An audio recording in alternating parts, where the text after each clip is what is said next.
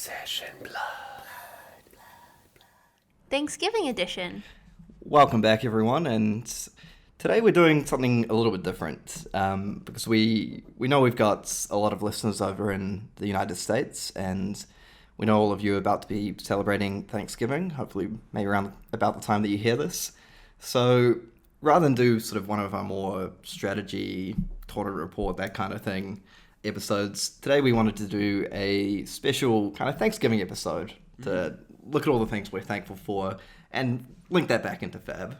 Yeah, and on the theme of Thanksgiving, we might do a bit of a mystery giveaway to share with the community, which we won't reveal. But if you send us a message for something you're thankful for in the Fab community, we'll do a random draw. Yeah, so basically the idea of this is if you send us an email to sessionblood@gmail.com, and like Carol mentioned, something that you're thankful for related to Flesh and Blood. So like Carol alluded to, it could be, something to do with the community, or, maybe you just cracked a Heart of Findale and you're happy about that. Or cashed in. And you cashed in, or you've won a tournament, or you've met some new friends, all that kind of thing, because we feel it's kind of within the spirit of it, and we're kind of keen to give away a few mystery prizes. Yeah, and we're just keen to share that on the next podcast as well. Yeah, absolutely. And so I guess I'll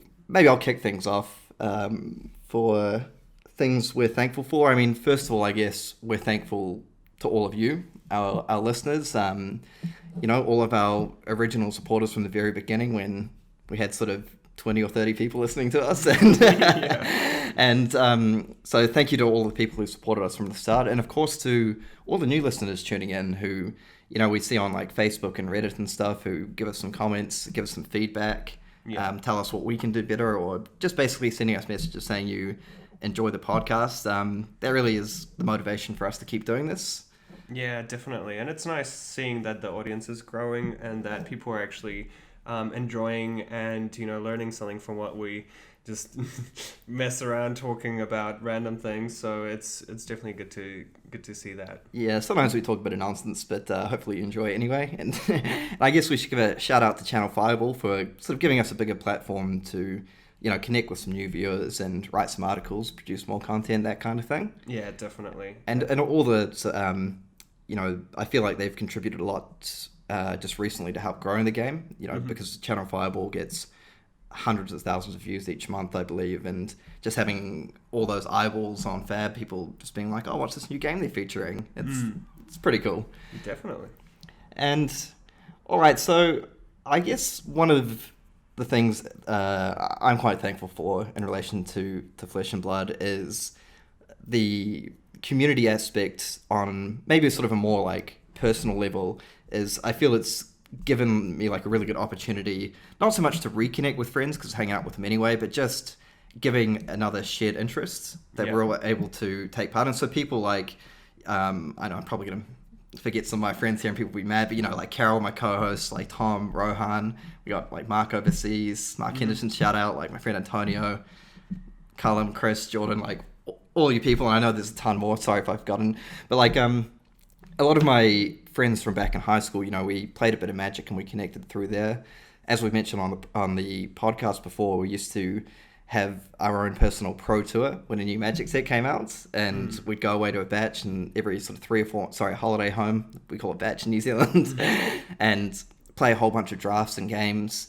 And like we still did that a bit, but that was only once every so often. And like in the meantime, we didn't. We still, of course, talked with each other and hung out and everything, but I feel Flesh and Blood has given that sort of a renewed focus. It gives us a shared interest that, we've got our group chats, we talk about stuff every day. I get to see Carol all the time because he comes over for the podcast.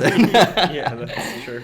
And so, and I guess on top of that as well, just the whole community side, I'm meeting all these new people that some I might have run into way back in the day, playing Magic and stuff, but there's people I've never met before who I now consider friends who play Flesh and Blood. It's crazy how, because of the game, you just bond so quickly. You get to know these people so well so quickly, just because like, you know, you have that kind of shared interest, but at the same time, like, you know, in the game, emotions run high, so you get to actually learn about someone really quickly. You know, how they approach the game, how they handle you've lost adversity. Yeah, exactly. It's funny how you know, you go from trying to beat these like really competitive players, and you know, you focus so hard in game, and then after the game you can actually relax, and it's actually a lot easier to have a chat and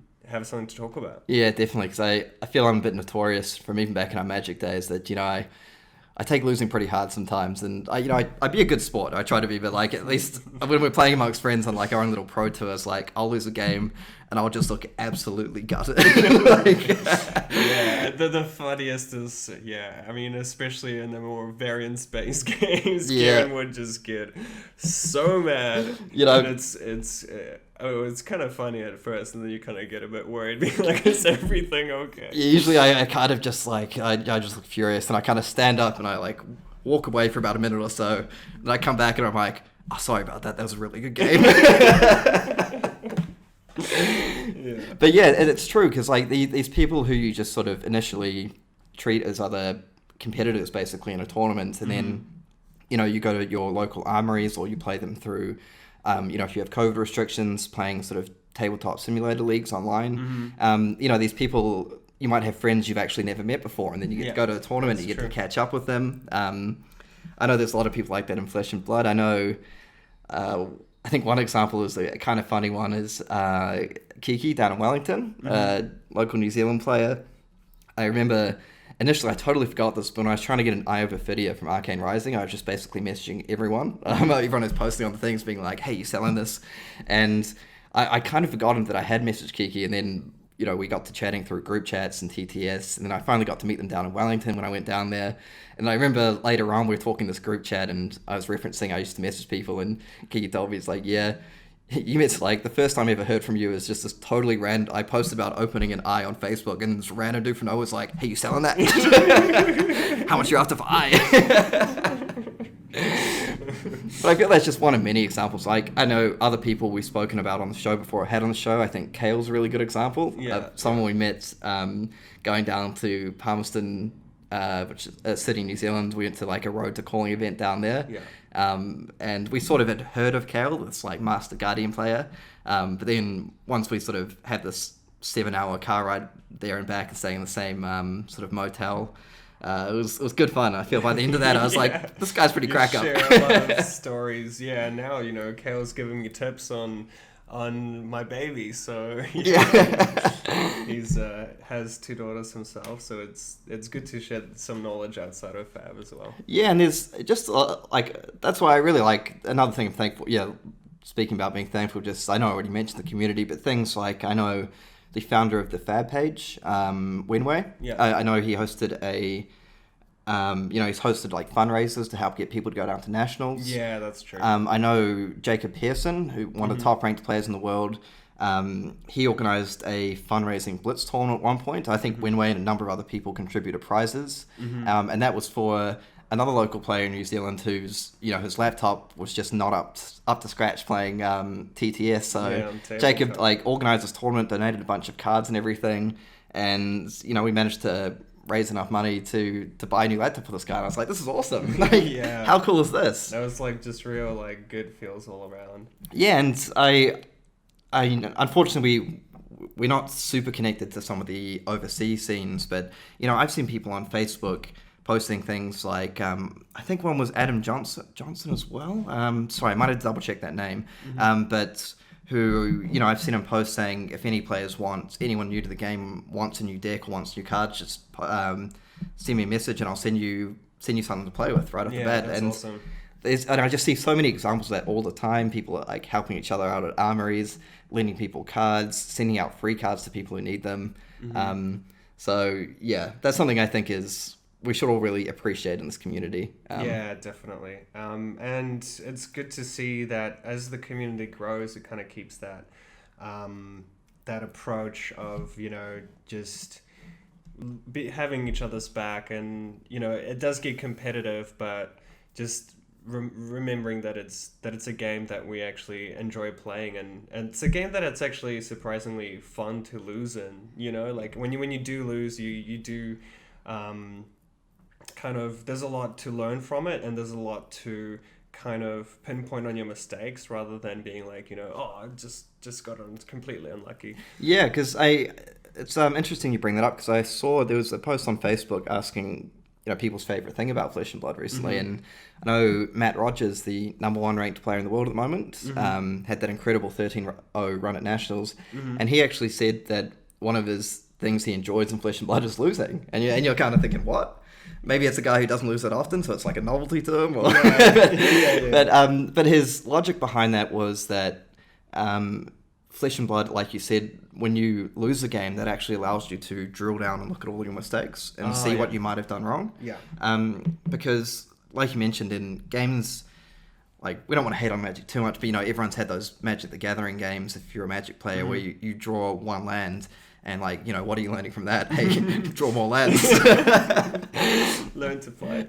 Whereas, sometimes winning, it glosses over weaknesses in your game. Yeah. That's what I meant. For me, it's just like, it makes me realize all these things I have control over. Whereas in something like Magic the Gathering, it's just, sometimes it's like not having luck on your side is what makes a difference, whether you lose or not. And that just having less variance, that's what I actually, as a player who loves playing competitively and loves winning, it's something I really enjoy about the game. Would you say that's something you're thankful for?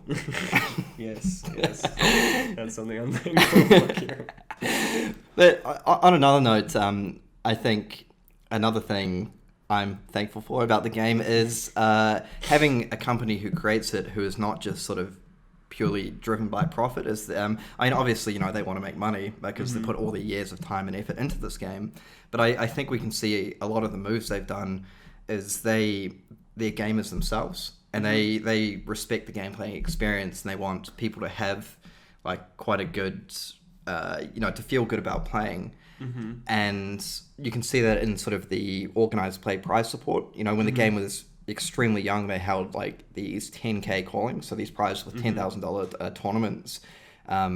Even some which had smaller attendance. So it was just, it really showed a sign we were willing to invest in the game to build it up. Yeah.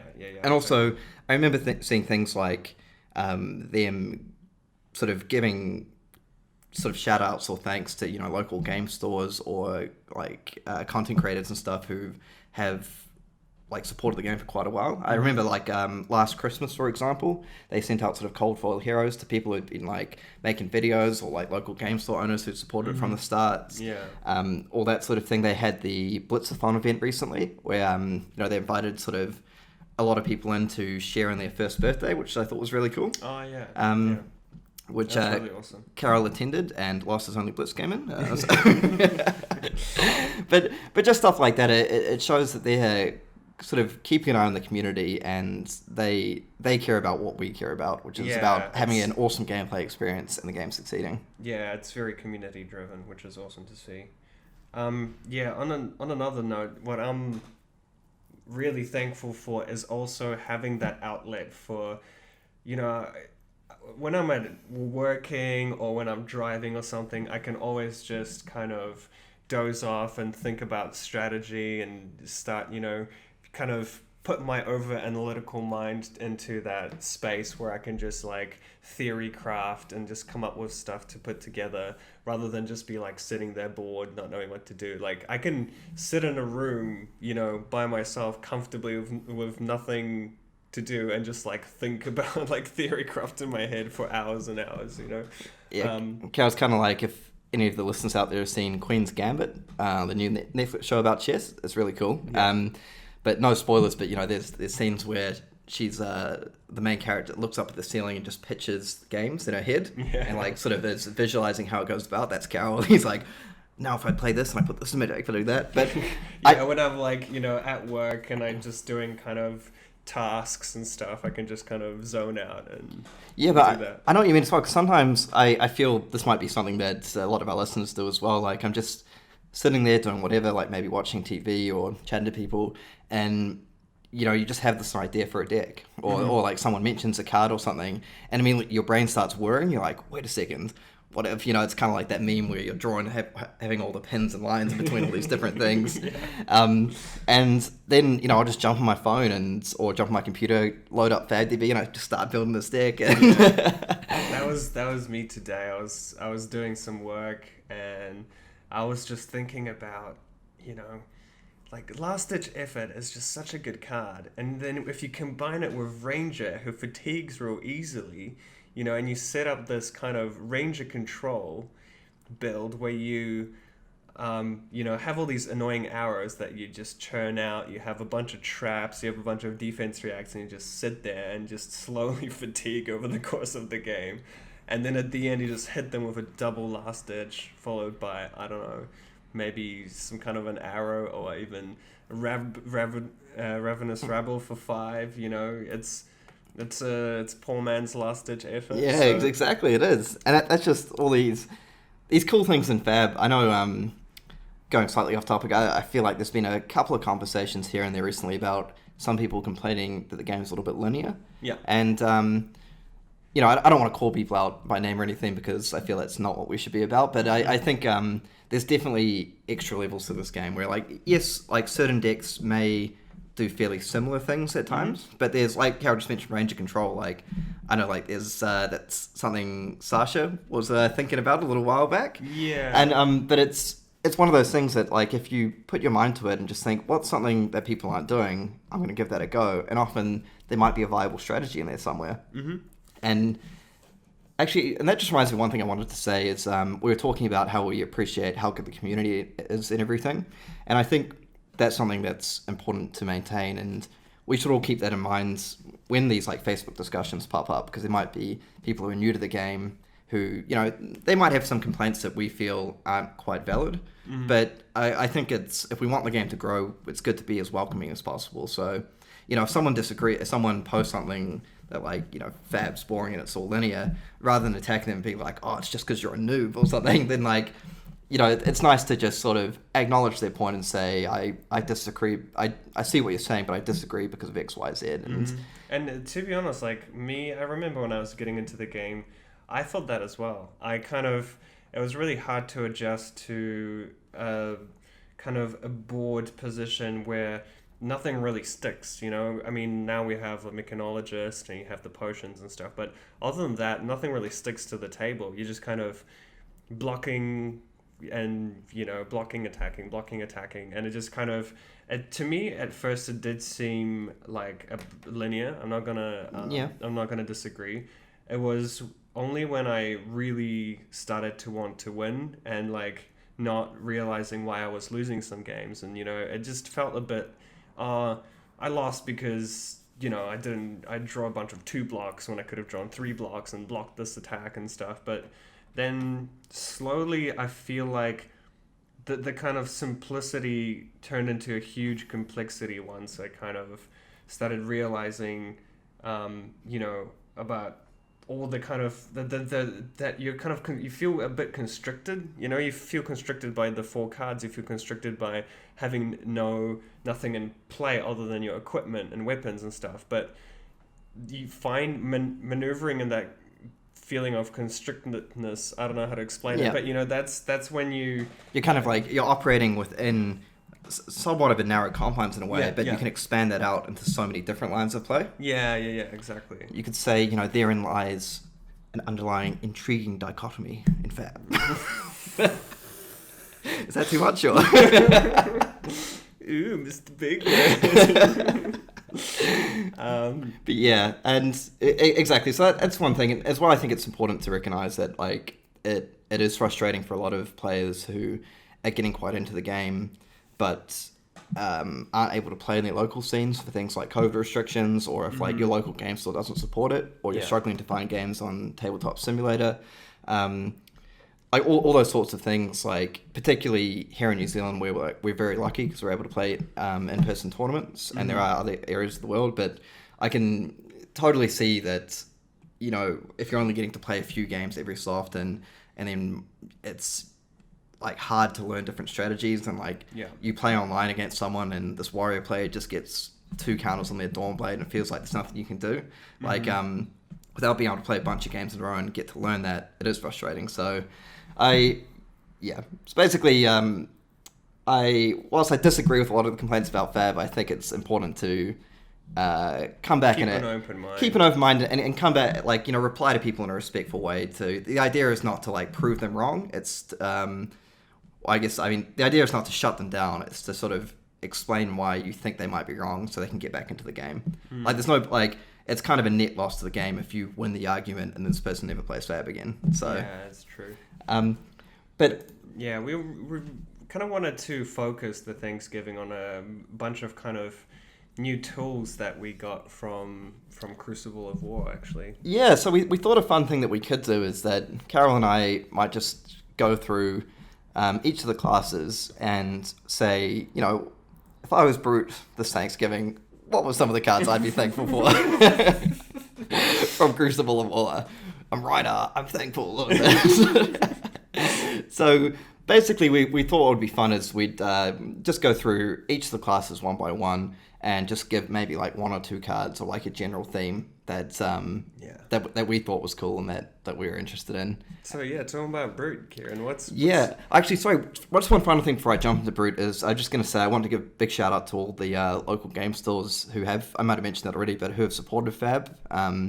I know it sometimes feels like a bit of a risk to jump in and support a new game, not knowing if you would like sell out stock and everything, particularly, you know, overseas and here during COVID and everything. Yeah. But I think they're kind of like the lifeblood of the system in a way. You know, without your local game stores, you can't have local tournaments. You have to do it through 2TS, and you can't buy product and everything. Well, I suppose you can from like other vendors and stuff, but you know what I mean? Like the local game stores, I think it's like they're the places that people go to like congregate and play, and that's how like the community grows by other people seeing this and everything. Yeah. So big thanks to all of you who have been supporting the game. And I just wanted to expand on that and kind of, you know, say obviously thanks to all the local game stores, but also especially in places that has COVID restrictions, whether it's lockdowns or anything like that. Especially a big thanks to the people who are, you know, taking the initiative to host, you know, even small gatherings or little tournaments through Tabletop Simulator, just any way to get players who are unable to play to kind of still have that like kind of small but, you know, fun level of competition and basically allowing you to play games. And, you know, if you are a small or, you know, your local kind of gaming store, you know, maybe that's something you could do. Just get a few players together, play some games online, or have very, you know, small restricted kind of meetups to play. I feel like, especially in times where people kind of sitting at home and they don't have much to do, things like that can be really great. Yeah, exactly, because like, you know, and a big thanks from us to people like Logan Bollum from Metrics Daily and Matt Rogers, who ran Card Merchant, who really came together when we had COVID lockdowns in New Zealand to really start initiating these leagues. Yeah. So Arcane Rising had just come out, everyone's super excited to play it, and it's like, oh, now we can't play for 3 months. And then suddenly there's this competitive scene to really like keep the game going. Yeah. It's one of my favorite things when I go on the Facebook page and I see someone, you know, from a store saying we had our first armory this week and we got like 6 players, and I'm like, that's really awesome. Or here's the results from our latest TTS league, you know, and you see sort of 10 to 12 people on the TTS ladder, and like those people are going above and beyond to grow the game.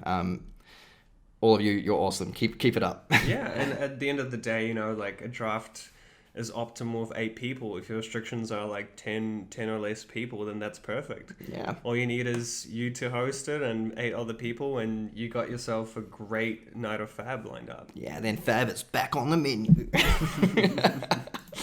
Anyway, yeah, let's get into these. Let's get into these classes. You'll get into class before Carol gets sick of me. So, okay. Do you want to roleplay Reiner and I'm the interviewer and use...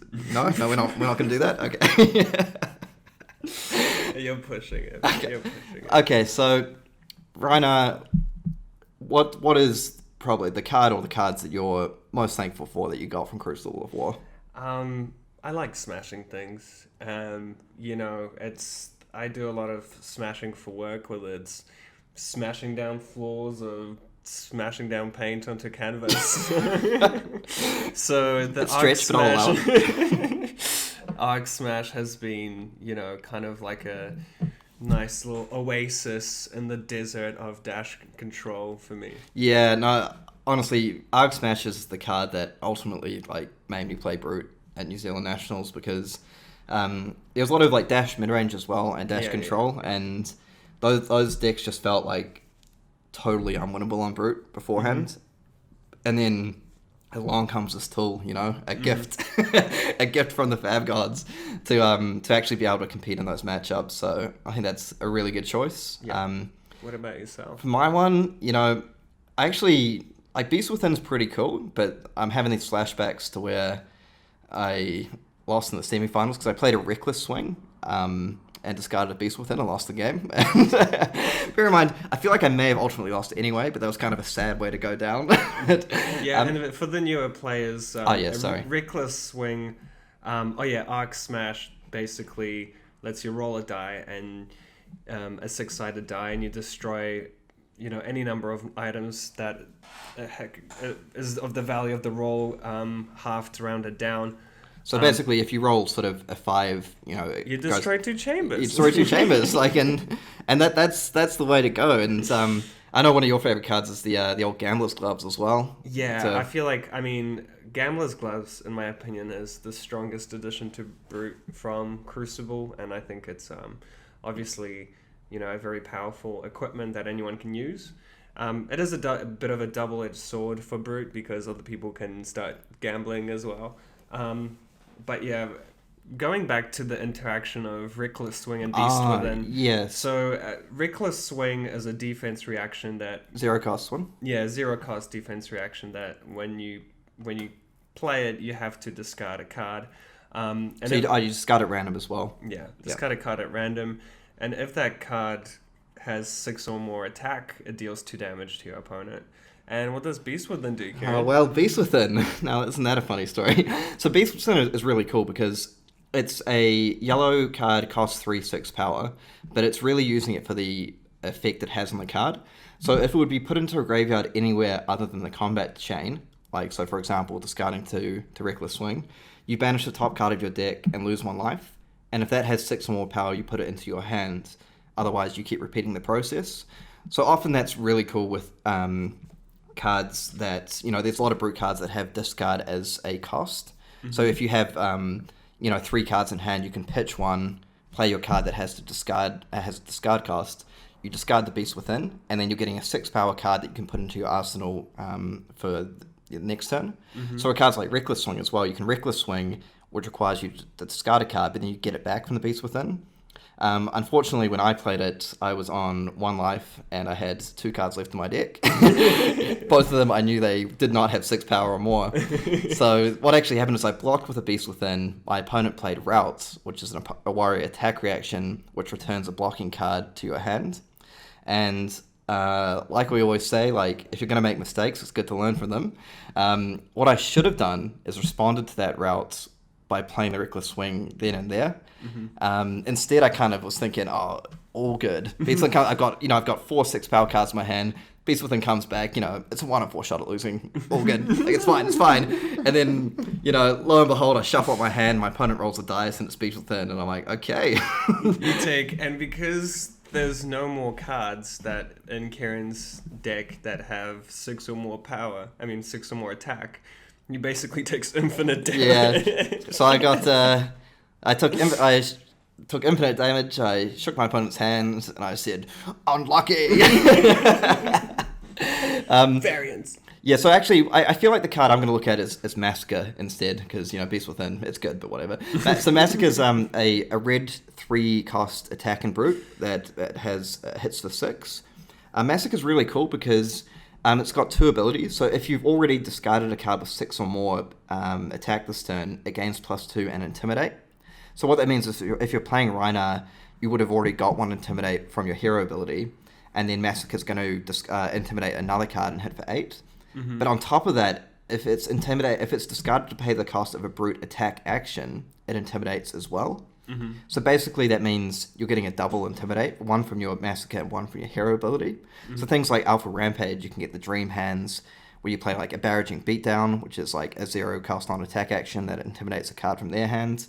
And then you play your Alpha Rampage, which makes you discard a card that's also got Intimidate on it. Mm-hmm. So basically you can intimidate 3 cards alone with just the Alpha Rampage. Yeah, so one from the Alpha Rampage, one from Rhina's ability, and then Massacre as well. Yeah, so combined with the Barraging Beatdown, you've intimidated their whole hand, you're hitting for 13, and you feel pretty smart when you do that. All right, we'll move on to Guardian. I feel we got a little bit distracted there, but as we always do. So I know you've got a bit of a controversial choice here for your card. I feel like this card doesn't get enough love, and that's Sledge of Anvilheim. And this hammer, people are like, ooh, why would I pay 4 to attack with a hammer where I can pay 3 and, attack for 6 most likely anyway. And I feel like Sledge lets you just build Guardian in a completely different way. I feel like, just imagine being a Guardian player and not being restricted to these silly 3 or more cost cards, You can run weird stuff, You can run potions, you can run life for life scars. You just go, life for life, make a surging token, and then swing with Sledge of Anvilheim for 6 anyway, and you're happy. Exactly, because so Anathos, that one it costs 3 to attack for 4, but if you have 2 more cards in your pitch zone with cost 3 or greater, it gains +2. Yeah. So what Carol's referring to there is, traditionally if you play Anathos, it kind of shoehorns you a little bit into Guardian and playing these blue triple threat cards. So that's a blue card that defends for 3, obviously pitches for 3 because it's blue, mm-hmm. and costs 3 or more because you want it to be turning on your Anathos the whole time. Mm-hmm. So then a lot of the time you're thinking, well, Anathos, it basically is, pitch 3 or 4, hit for 6 anyway, but it mm-hmm. also, you can just pitch 3 and attack for 4 in a pinch. Mm-hmm. But like Carol was saying, Sledge of Anvilheim, again, it opens up another way to build the deck. And on top of that, little fun tip for Guardian players in Blitz, and maybe even Constructed. mm-hmm. So I think this one came from James White himself. He was saying that Sledge of Anvilheim is better in the Wizard matchup.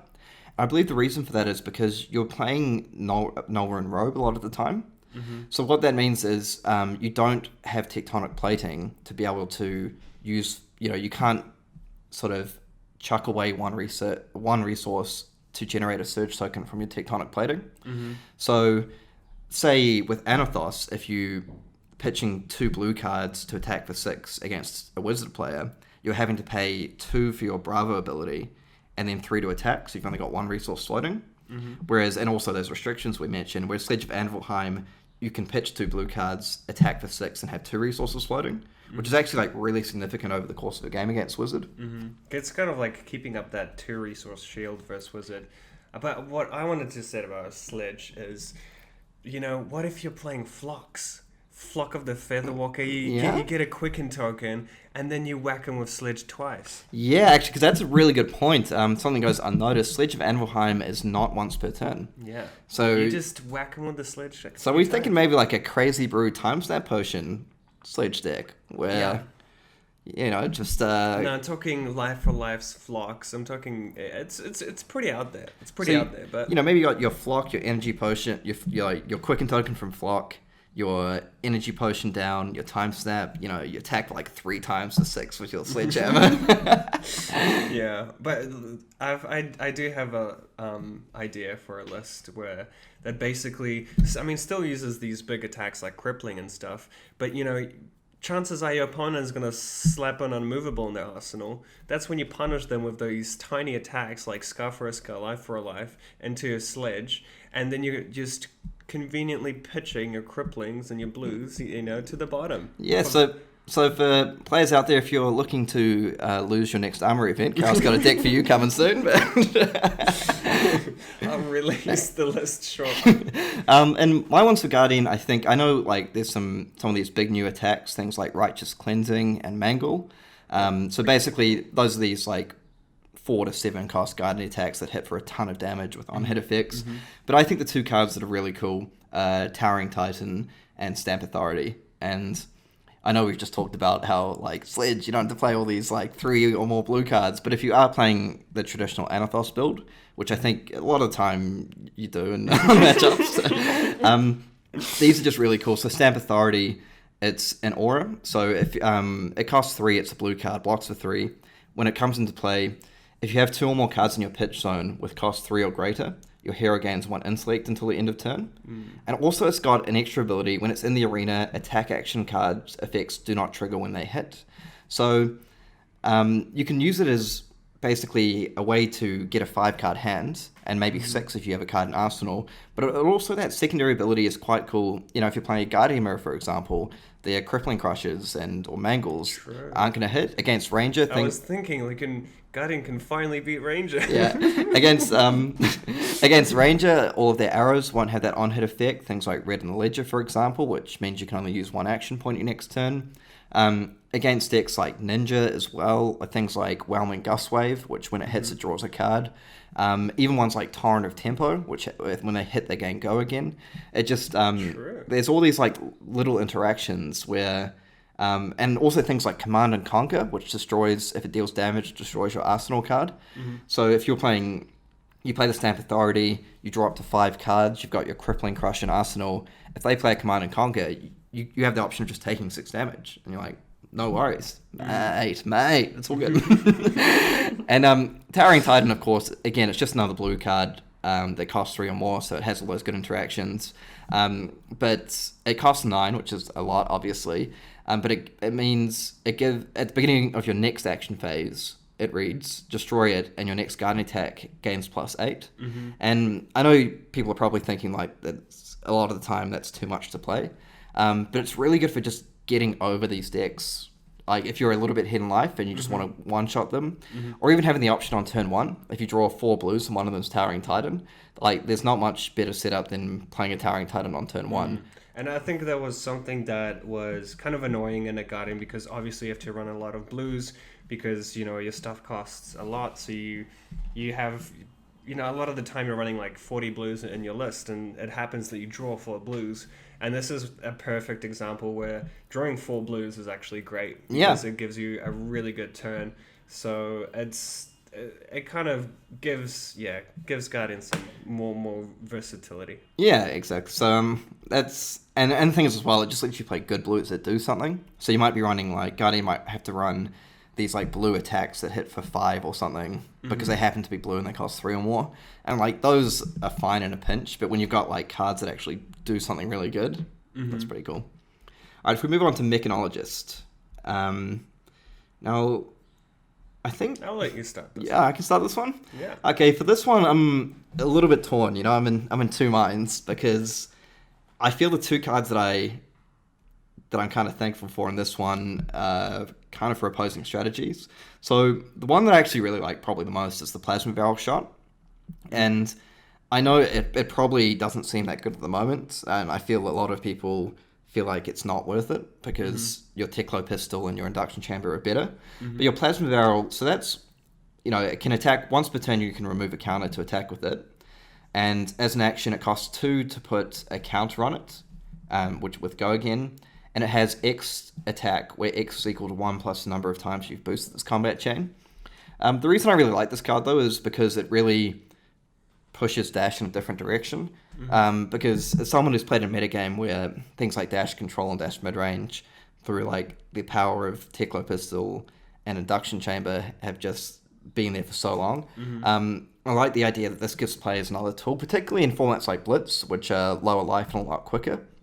That it gives you an option to just go like full YOLO, straight to the face. Like, I'm starting with my Teklo core in play and like a Vest of the First Fist or something. I think there's one of our friends, Ryan, I can't remember the name, but there was a Malaysian player out there, so shout out to you, I'm sorry I don't have your name, who's playing a list along those lines.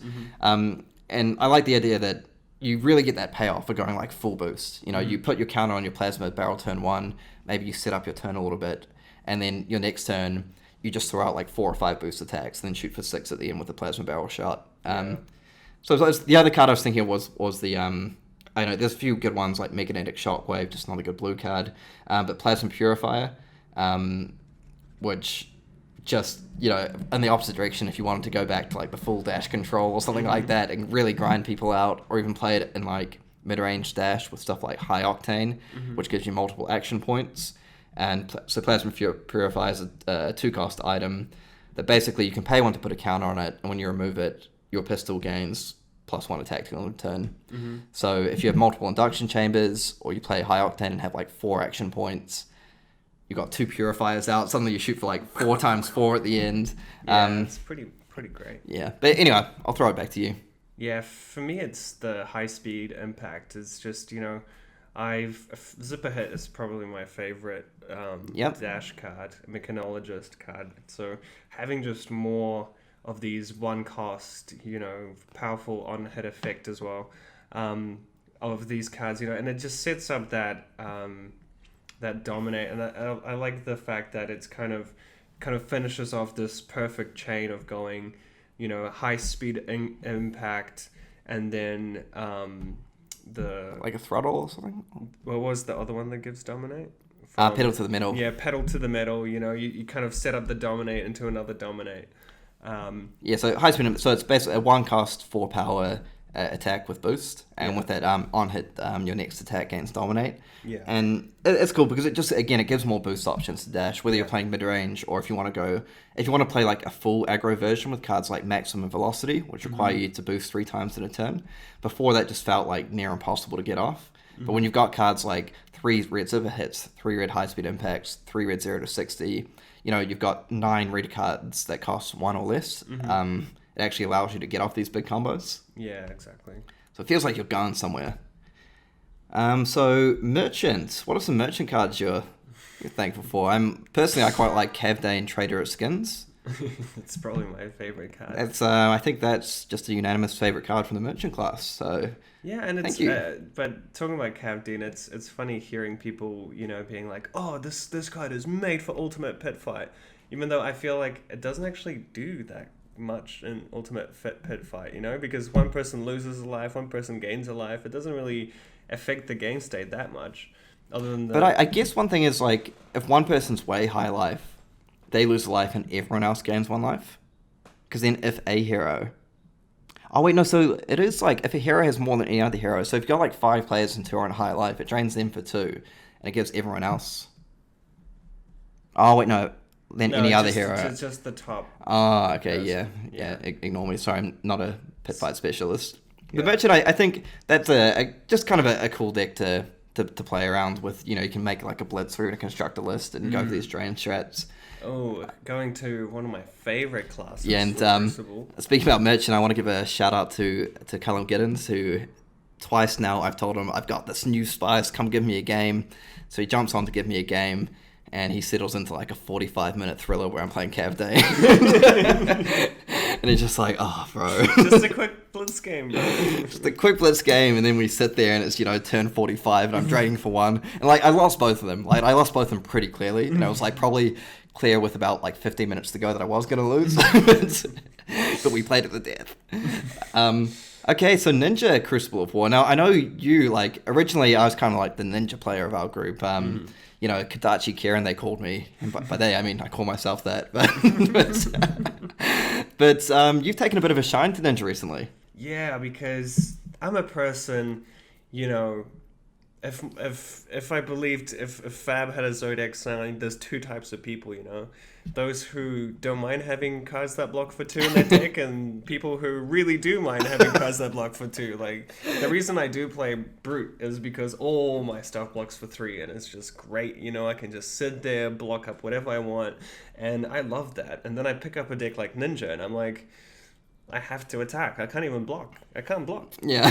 I just have to go on the aggro, and now Ninja does have the ability to just kind of go into a more relaxed kind of gameplay where you just kind of sit back, block up with, you have the Soul Bead Strikes, which is a 0-cost attack. The red one attacks for 4. If it hits, you get go again.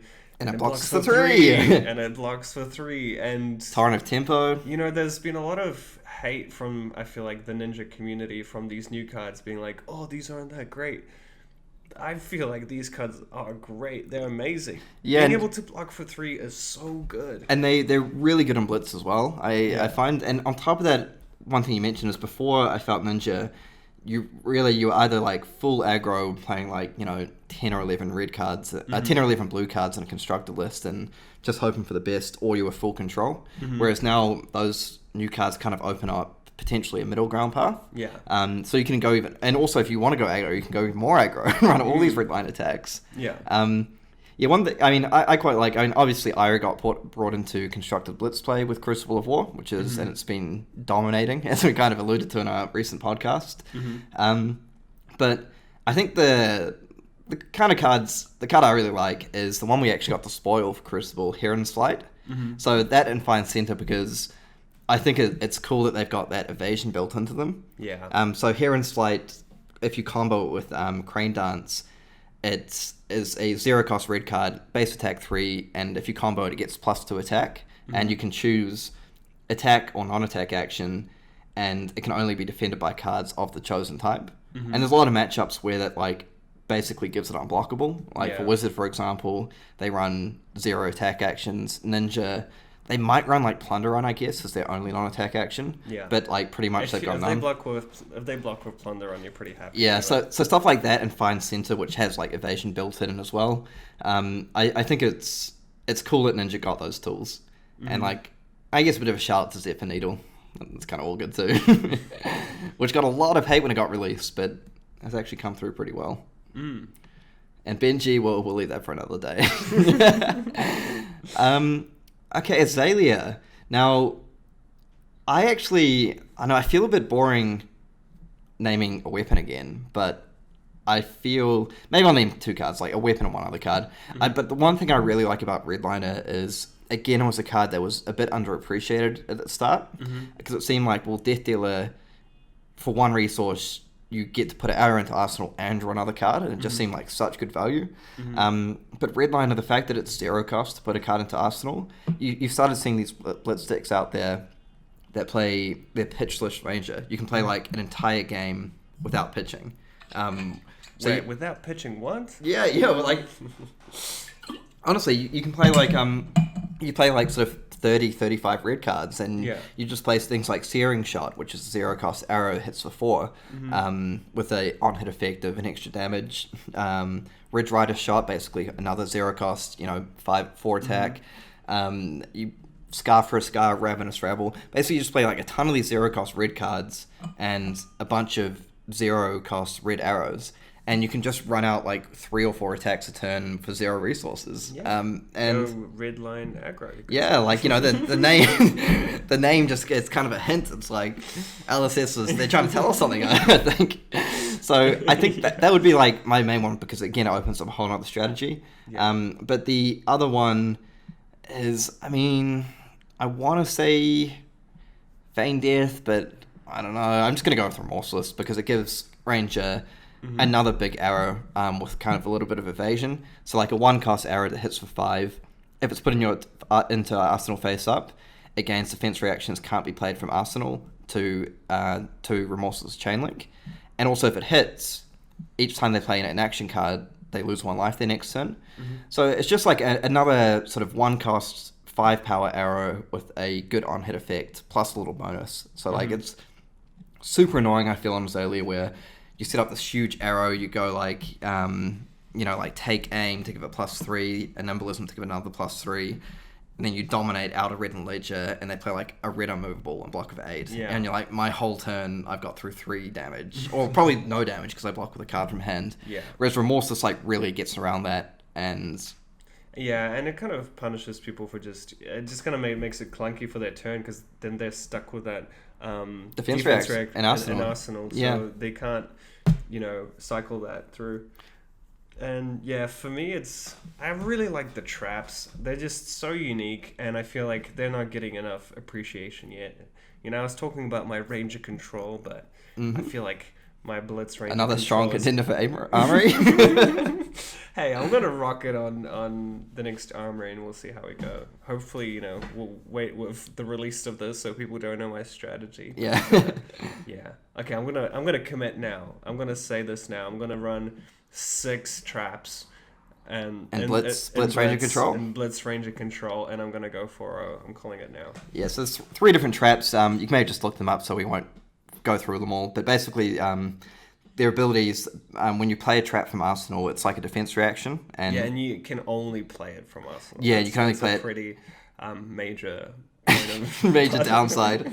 But the cards, they all basically, to get their abilities, your opponent has to pay 1 resource or the effect comes off. And there's one that there's one that hit effects don't trigger. There's another one that deals 2 damage, and there's another one that gives target attack -2 unless they pay 1.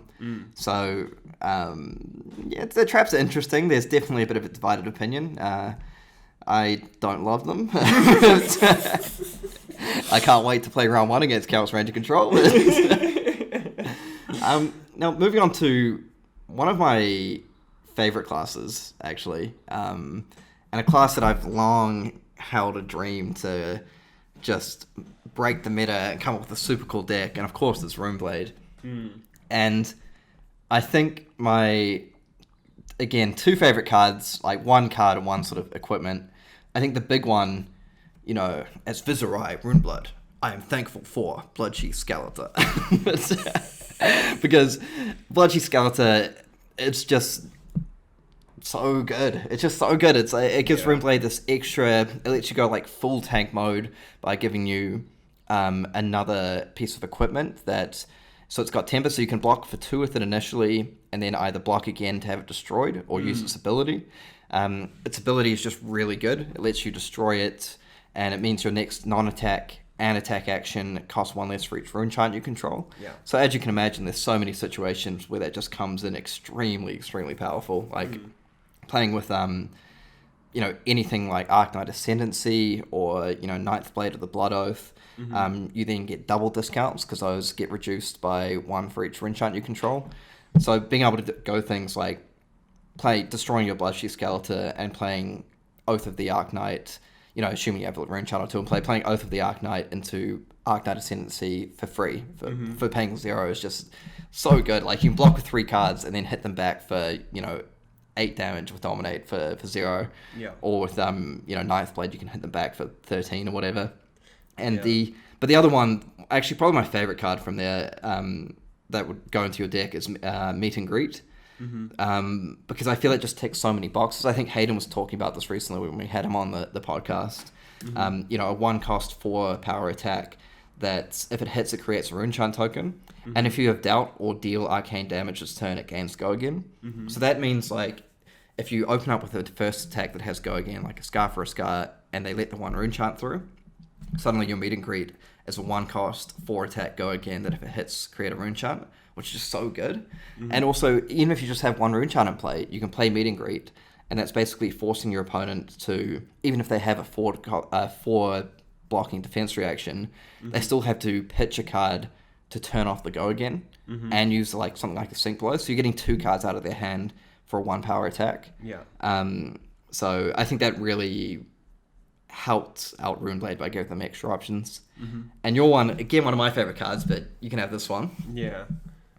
Mauvrion Skies. I'm still learning how to pronounce Mauvrion Skies, something like that? Mauvrion Skies? Yeah, but this card just... it does everything. I mean, it's a Runeblade... It's a Runeblade card with, action card with Go Again. So it already turns on a lot of the, rune generation triggers. It lets you set up those chain attacks that I think are just so great. It just turns on, Drawn to the Dark Dimension, which is a 2 cost that gets reduced by the amount of rune chants you have. Attacks for 3, lets you draw a card. It's basically like the Runeblade version of Snatch. Really. That doesn't have to hit. It doesn't have to hit, and if it does hit, you get a rune chant from the blue version or 3 from the red version of Mauvrion Skies, and it just lets you chain so many things. And if you're going for a control version, you know, if you stacked up, let's say 10, 15 rune chants, you drop a Skies, and then you drop a ninth blood Oath, and, you know, hit them for 9 and pop 15 rune chants.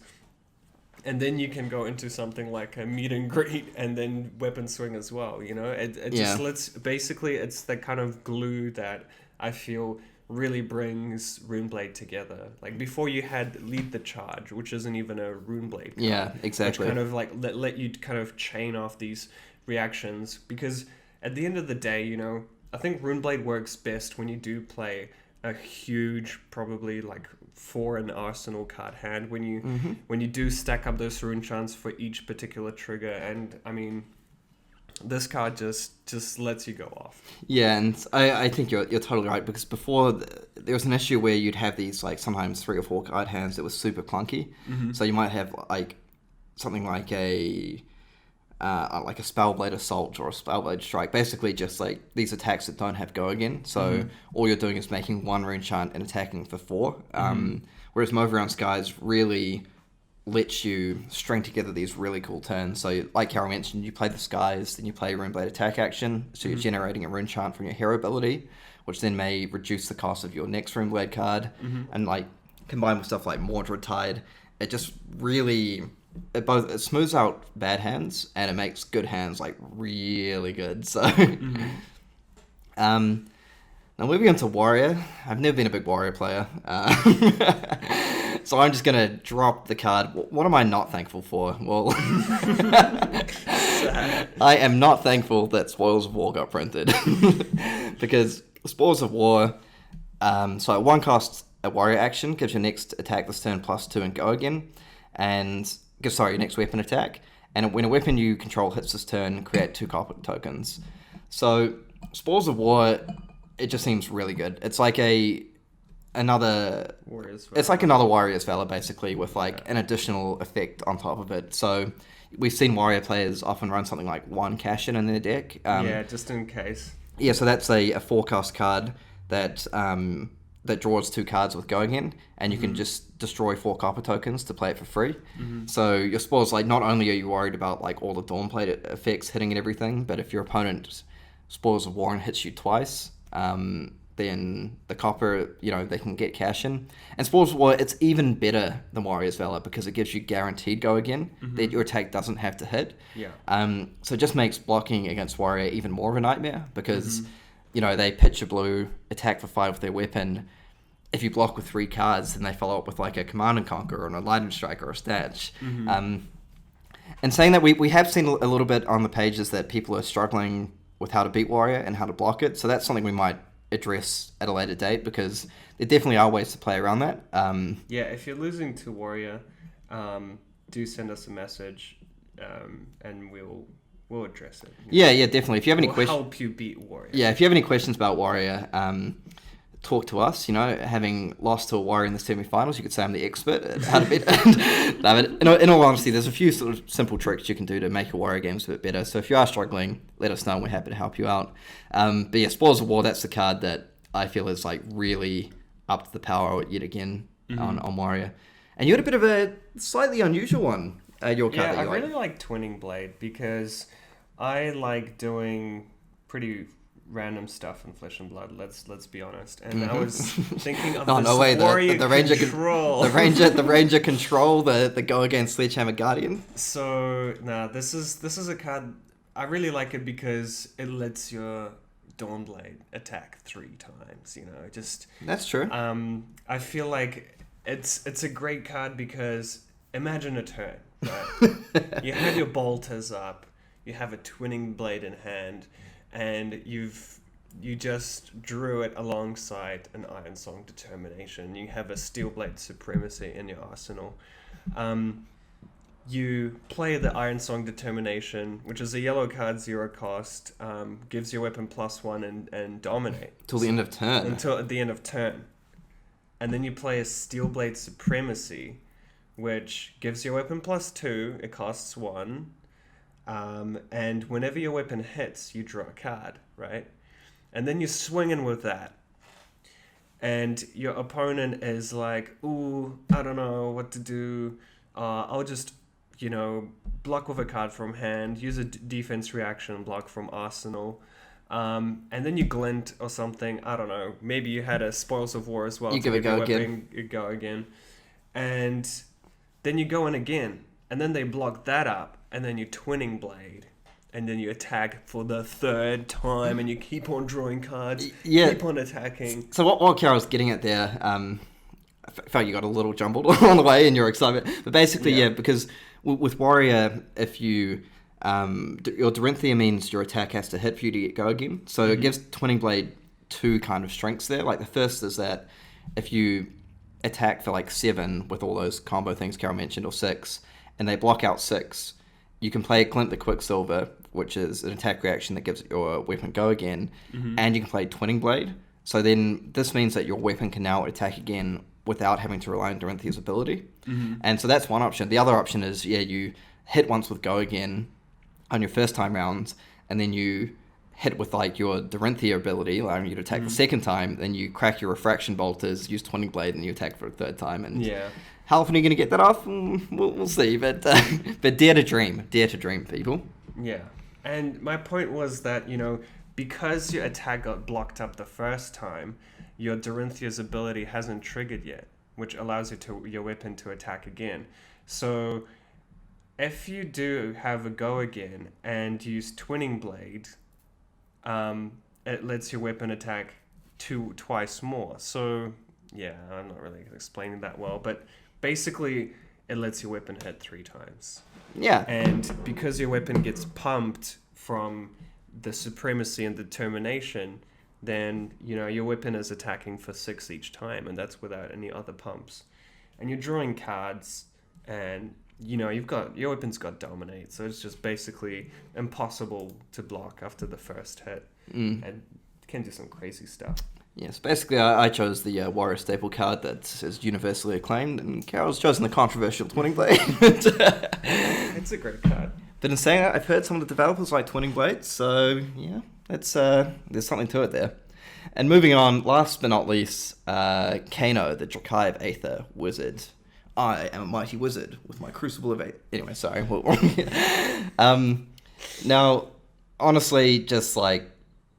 Well, do you want to go first? Because you had a card you wanted to... Yeah, Cindering Foresight. At first... So good, right? I didn't like it. At first, I thought, it blocks for 2. It blocks for 2, I'm out. It blocks for 2. It blocks for 2. I don't have to say anything more. But it really changes the dynamic in which Kano plays. Before you Crucible, you were kind of forced to hit these, a lot of the time, blind Kanos. You pitch 3, you activate Kano's ability to have a look at the top card, and you're not sure if you can actually play it. Cindering Foresight does 2 things really well. First, the red one gives you opt 3. So you look at the top 3 cards and really set up that Kano pitch. And then it also pumps your next, spell that deals damage by 1 arcane damage. So it costs 0. So you're not, you're not really committing any resources to play it. You set up a potential play in your opponent's turn, and it just makes it so tough to play around, especially for these decks that rely on, Nulrune 4, Nulrune 5, that really want to kind of prevent... Arcane Barrier 5, that really want to shut down any wizard spells. This lets you kind of pump your spell by 1. That kind of already puts it above that kind of Nulrune range, makes it harder. You're doing it on your opponent's turn, which, a lot of the time they already don't have resources. So you're kind of punishing them for going for that strategy from both ways. Yeah, and it's...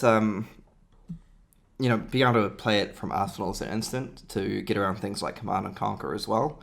If your opponent's sort of like trying to force you into blocks and then you drop the Cindering Foresight. And I know there's nothing worse really. The Wizard player, they've played like a red Voltic Bolt for 6 damage on their turn. You've pitched away 2 cards to block it.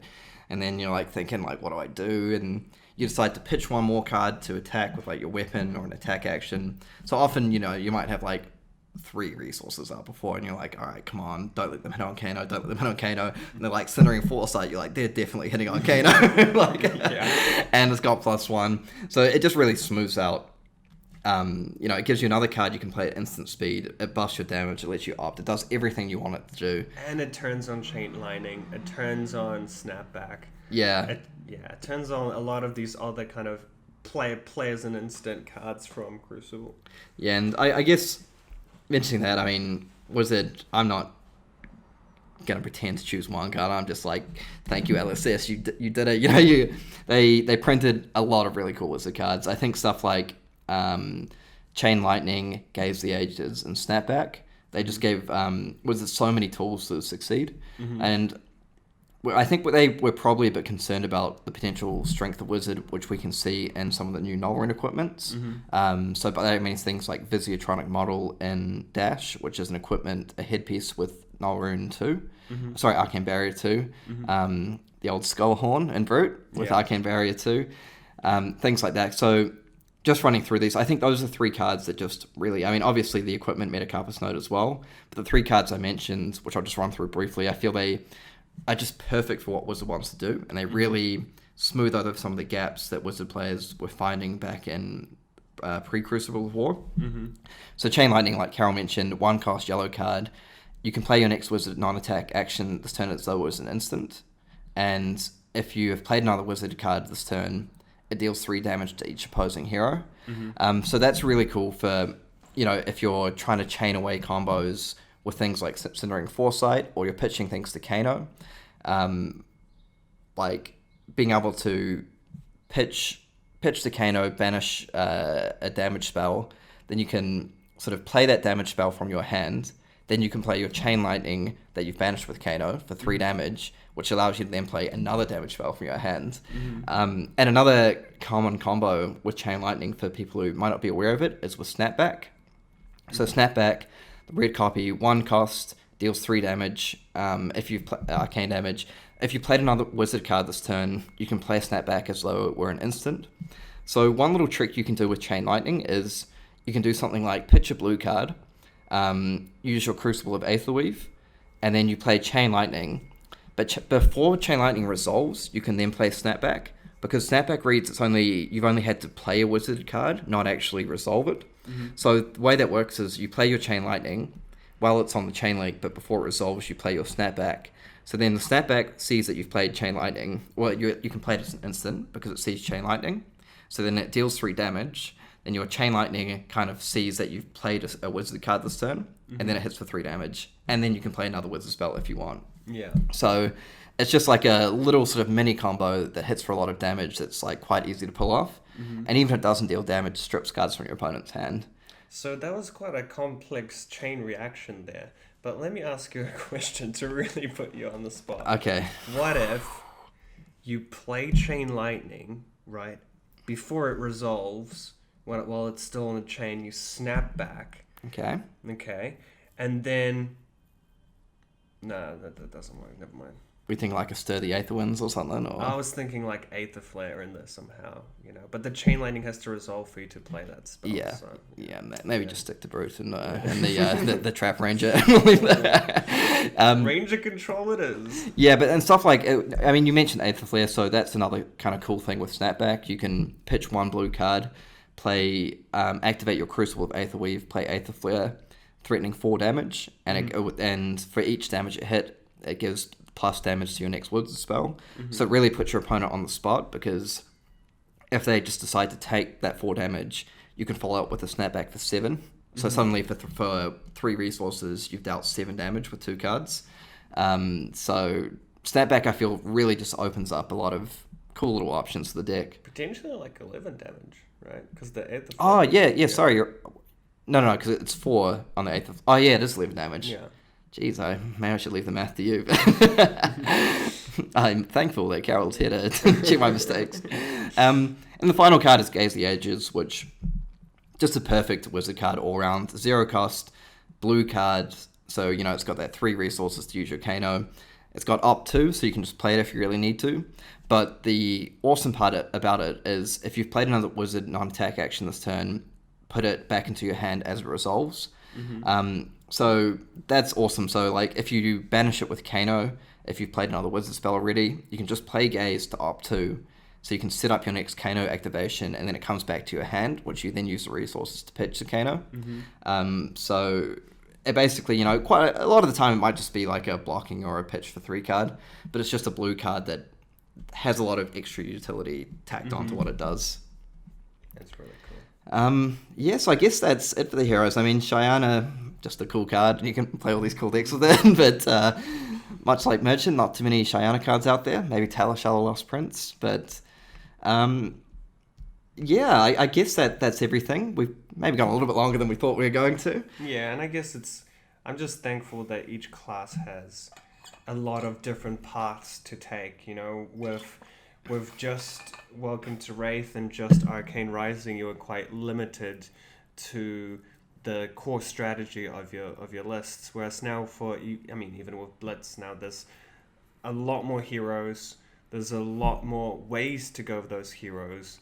Yeah, you could say in a game of Fab, you know, you've got the same destination, brackets, getting the opponent to 0, but a different journey.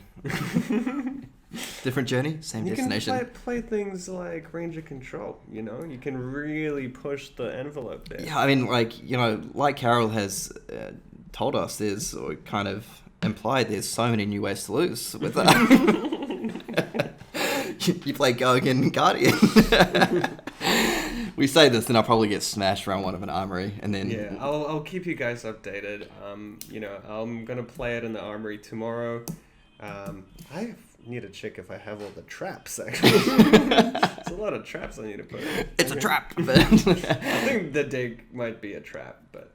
Well, you know, if I go 0-4, then everybody, I've learned a lesson, and please learn on my mistakes. If I go 4-0, I'm a genius. Yeah, he's a modern-day Picasso. But, well, yeah, thank you for listening, everyone, and like we said at the start, the main thing we're thankful for is you, our listeners, who, you know, give us messages of encouragement or just take time out of your busy days to actually have a listen to us. We hope you gain something from this. I know over in the States, travel's been a little bit restricted, so people might not be able to see their family or friends this Thanksgiving so much. So, yeah. We can be a family. Yeah, we'll be a family this Thanksgiving. The flesh and blood family. Bit of a tongue twister there, but yeah, we hope you enjoyed this. I know we've done something a little bit different. And like we said, please send us in some emails about things you're thankful for related to Fab, and we can hand out some mystery prizes. Yeah, and if you're really interested in my Ranger Control list, please email us as well. Well, that's it. We're going to get out of here. But yeah, happy Thanksgiving, everyone. Bye. Session Blood.